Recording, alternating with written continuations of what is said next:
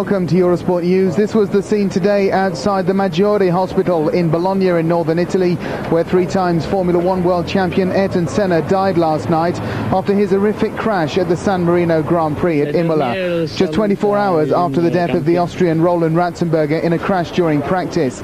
Supporters and admirers paying their respects to one of the greatest drivers in history, a true genius of the Formula One world, a driver many thought was untouchable.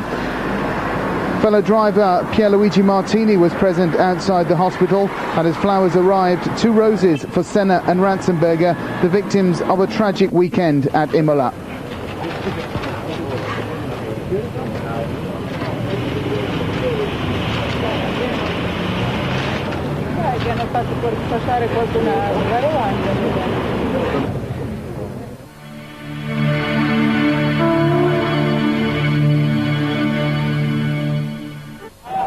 Football matches across Brazil were stopped for a minute's silence yesterday as the crowds chanted Senna's name.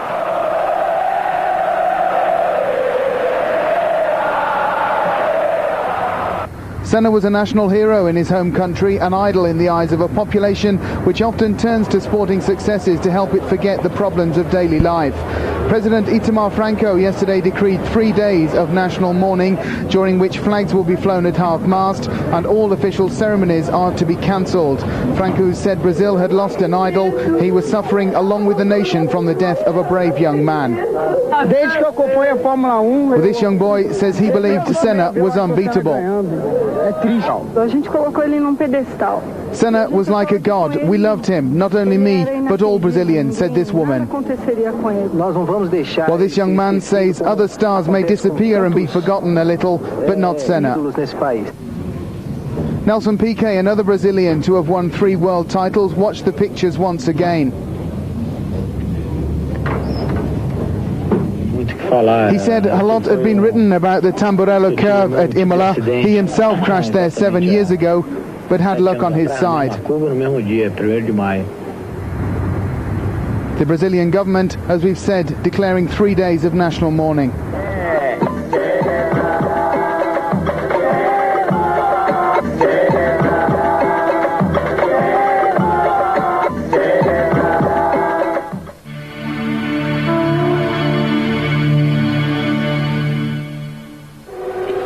The crash itself came after 7 laps of the race yesterday at that Tamburello curve. Senna hitting a concrete wall at 300 kilometers per hour. His Williams Renault disintegrating around him, but the cockpit remaining intact, and that causing a violent shock to his body and head.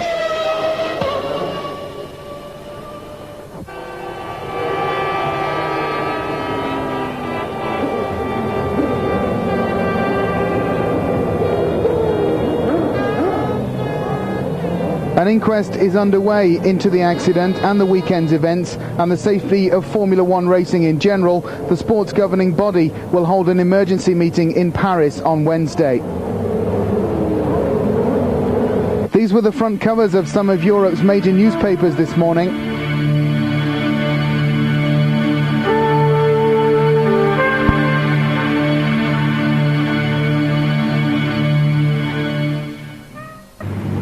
And the scenes at Imola yesterday as the news broke of Senna's death.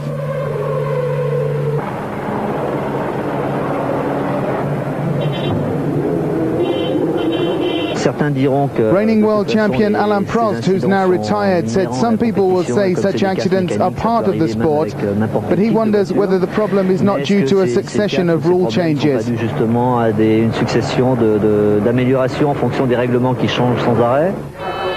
The Williams team pit after the accident. Frenchman Jacques Lafitte, who was himself forced to retire after an injury, said it was a terrible loss for motorsport. He said we're at the point of no return. Cars are travelling too fast, and if the crowds enjoyed the racing 20 years ago, then why did we ever need to drive faster? They could easily now cut 20 seconds off each lap during racing. Lafitte said the cockpits are so solid these days that a body can simply not resist the shock. C'est la tête du pilote qui prend tous les chocs à chaque fois. For me it was already the most difficult thing after yesterday. Okay, now it's again a good friend of mine. But once you're in the car, once you close your eyes here, you have to concentrate on other things. That's not the point. The only thing I can say about this is I hope we learn from this. I think there is a lot to learn from, and we have to use this. And things like this, they shouldn't happen without taking the experience from it. It's the only thing I want to say and I can say. The Formula One authorities have been the target of criticism for the weekend's events at Imola. Many people believing the commercial interests of FOCA President Bernie Ecclestone and FIA boss Max Mosley have been allowed to take prominence over security matters. As sponsors' money and television rights have come to rule the roost in Formula One, the drivers themselves have become merely showmen in a multi-million-dollar circus.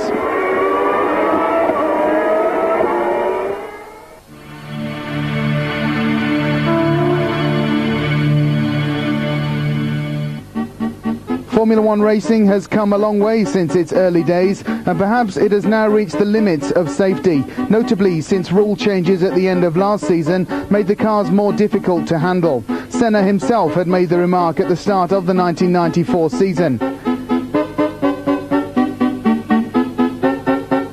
And yet, as the cars have got quicker, so the equipment and technical support has improved. Drivers forced to wear full-face helmets as racing speeds reached incredible heights. The chassis have also had to improve, gradually improving driver protection, or rather attempting to improve. As history has shown, Formula One is a deadly sport, as Lorenzo Bandini found out in 1967 in Monaco.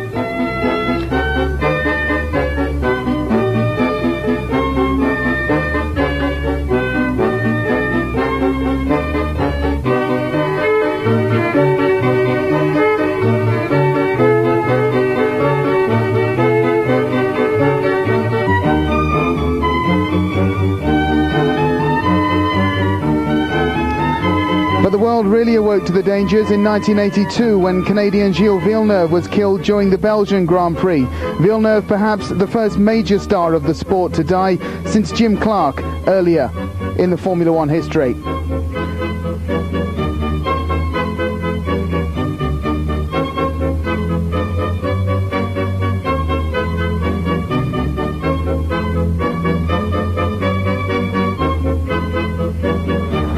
Since then, crash tests have been introduced on all Formula One single-seaters, and researchers are constantly working on ways of making the sport safe. But the push for progress and no doubt the pressures of the commercial world would seem to be the enemies of safety. This weekend at Imola was proof enough.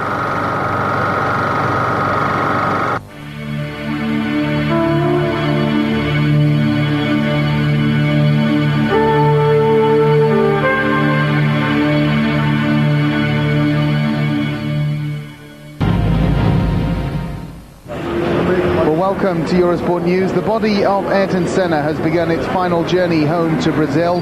The body of the three-times Formula One world champion who died at the San Marino Grand Prix on Sunday was put on a private plane in the northern Italian city of Bologna, from where it will be flown to Paris to join a regular flight to Senna's home city of Sao Paulo.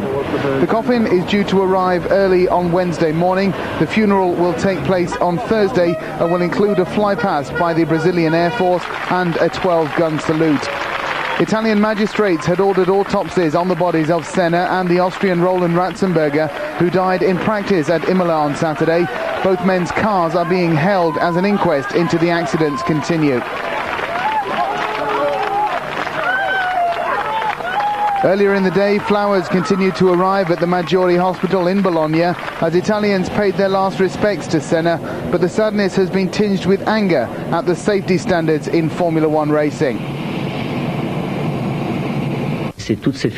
Reigning world champion Alain Prost spoke out on French television last night. He said he believed in recent years drivers have been considered as little more than puppets put into cars. Prost said the cars are getting faster and faster, and yet the drivers have never come together to discuss the situation. Now it's time to use the weekend's tragic events, he said, to bring everyone together and put sport and technology before business. Les bases et essayer de, avant toute chose, de faire passer le côté technologique et le sport avant le business.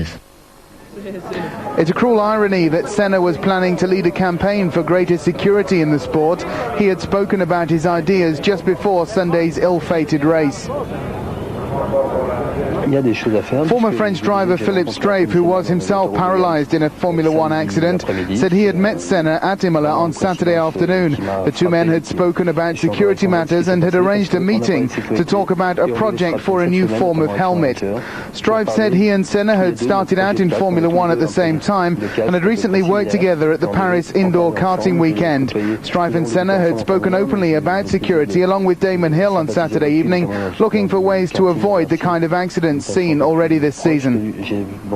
J'ai pu discuter de ça avec lui tout à fait ouvertement et il envisageait déjà samedi soir des solutions avec Damanil qui était dans le motorhome d'ailleurs pour éviter ce qui s'était passé avec Barrichello, avec Rassenberger et Alietto en essai auparavant. Veteran driver Gerhard Berger said today he was considering retiring from the sport in order to work as a security advisor. Berger, a friend of both Senna and Roland Ratzenberger, his compatriot, said he had taken enough out of Formula One and that it was perhaps time now to consider a new role. The sport's ruling body will meet in Paris tomorrow to consider what happened at Imola and the future of the sport, including safety measures to be brought in before the Monaco Grand Prix, which is due to begin in 10 days' time.